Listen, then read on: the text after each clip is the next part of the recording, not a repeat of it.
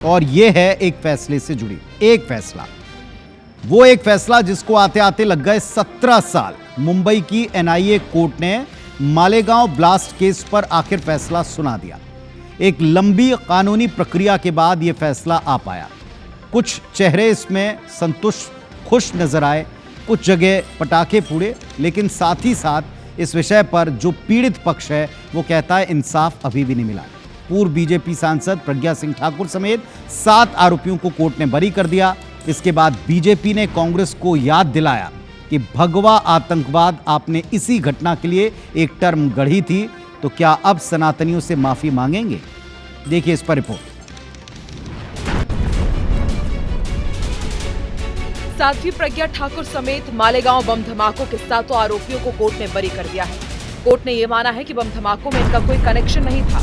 NIA special court का फैसला ये इशारा कर रहा है कि महाराष्ट्र एटीएस और एनआईए की जांच में जमीन आसमान का अंतर था।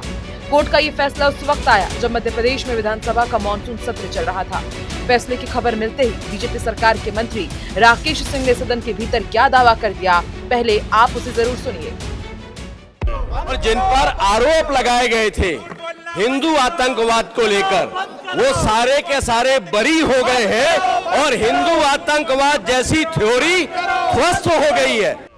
भगवा आतंकवाद को लेकर ये सिर्फ राकेश सिंह के मन की बात नहीं है, बल्कि बीजेपी के तमाम नेताओं ने विधानसभा में भगवा आतंकवाद की थ्योरी की धज्जियां उड़ाते हुए कांग्रेस को कटघरे में खड़ा कर दिया और मुख्य निशाने पर आए दिग्विजय सिंह। हिंदू निर्दोष साबित हुआ। मालेगांव में साध्वी प्रज्ञा ठाकुर से लेकर तमाम लोगों को जो पीड़ा दी गई, जितनी यातना दी गई, जितना सताया गया, ये दुर्भाग्यपूर्ण है। के बारे में सुना था एक पुलिस अधिकारी के द्वारा, उसने कहा हाँ दीदी ये सब मेरे साथ हुआ है। वो इतना शर्मनाक था, इतना यातनादायक था कि बड़ी मुश्किल से कोई स्त्री उस प्रताड़ना को झेल सकती थी। आप सोच नहीं सकते हैं कि आज मुझे कितना आंतरिक शांति प्रदान करने वाला ये फैसला है।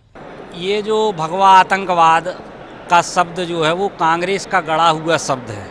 कांग्रेस ने तुष्टीकरण की नीति के तहत इस शब्द को उस समय गढ़ा था। भारतीय जनता पार्टी के सभी कार्यकर्ताओं के संविधान में असीम आस्था है और हम जानते थे कि यदि हमने अपराध नहीं किया है, यदि सुनियोजित षड्यंत्र के तहत हमें फंसाया जा रहा है, तो निश्चित रूप से एक दिन सब बाइज्जत बरी होंगे और ये संविधान की निष्पक्षता, उनकी न्यायप्रियता है।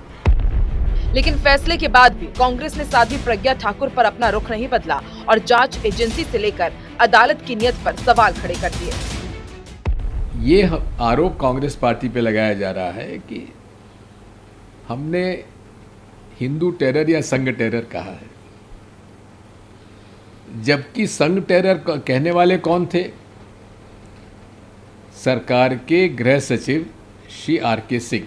बीजेपी के लोगों से मेरा अनुरोध है, इस देश की अखंडता, इस देश की संपन्नता, इस देश की संप्रभुता को आप संवैधानिक मूल्यों के साथ आगे बढ़ाएं, नहीं तो ये देश के लिए बहुत बड़ा संकट होगा। सच है, कोर्ट ने तो फैसला दे दिया, तो इस पर हम चर्चा क्यों करें? कांग्रेस ने जिस समय जो शब्द बोला था, उस समय निश्चित रूप से वो शब्द सही था, लेकिन जब उसके ऊपर जब अभी ऐसा भी आ रहा है नॉलेज में कि वो साक्ष्यों के अभाव में फैसला हुआ है, तो साक्ष्यों के अभाव में फैसला हुआ है तो भी फैसला कोर्ट का हो गया, उसके बाद कोर्ट का फैसला है वो फाइनल है। ये एक फैसला है, एक अदालत का फैसला है। मुझे पूरी उम्मीद है कि सुप्रीम कोर्ट इसको गंभीरता से लेगा और सरकार को सुप्रीम कोर्ट जाना चाहिए। जिस तरह बॉम्बे बम ब्लास्ट में गए, उसी तरह अब आपको सुप्रीम कोर्ट जाना चाहिए।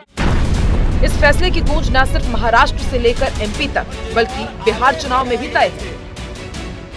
नवीन कुमार सिंह, IBC 24 भोपाल। तो अब सवाल यह है कि मालेगांव केस के आरोपी बरी क्यों हुए? आखिर अदालत ने जो टिप्पणी की है इस फैसले को लिखते समय, उसमें क्या कहा गया आरोपियों के बारे में? सारी बहस इसी बात पर तो है कि ये 7 आरोपी बरी कैसे हो गए।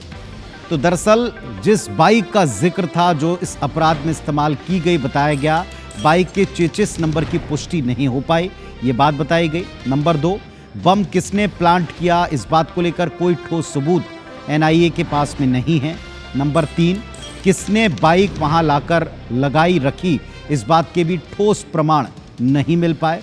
नंबर 4, विस्फोट बाइक में हुआ, इस बात को भी पूरी तरीके से पुष्ट नहीं किया जा सका। नंबर 5, कर्नल पुरोहित जो एक आरोपी रहे हैं इसमें, उनके आरडीएक्स लाने और बम बनाने का भी कोई ठोस प्रमाण, सीधा सीधा प्रमाण नहीं मिल पाया। 6वीं नंबर बात, अहम गवाहों ने अपने बयान जो भी दिए थे उनको बाद में जाकर पलट दिया और उन बयानों से, जो पलटे हुए बयान थे, उनसे गुनाह कतई साबित नहीं किया जा सकता। 7वीं बात, घटनास्थल के साथ जो सबूत जुड़े हुए थे उनसे छेड़छाड़ का शक भी प्रकट किया गया, मतलब जितने साक्ष्य थे वो भी सस्पिशियस हो गए और इसीलिए उसका असर इस फैसले पर पड़ा है। अनाधिकृत डॉक्टर्स के मेडिकल सर्टिफिकेट लगाए गए जो कि बाद में जाकर खारिज किए गए, मान्य नहीं हुए।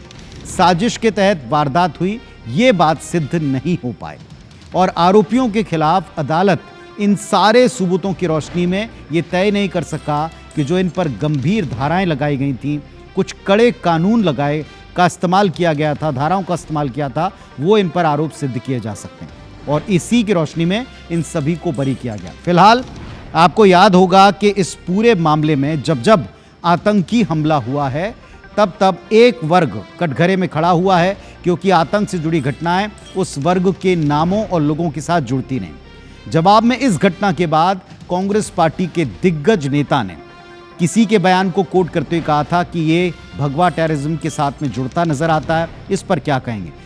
अब आज ये सवाल उनसे पूछा गया कि क्या आप इसके लिए सनातनियों से माफी मांगेंगे, एक नई टर्म जो आपने गढ़ी थी। फिलहाल इस पर आपने दोनों पक्ष सुन लिए हैं, बहस जारी रहेगी, इसकी पूरी उम्मीद है।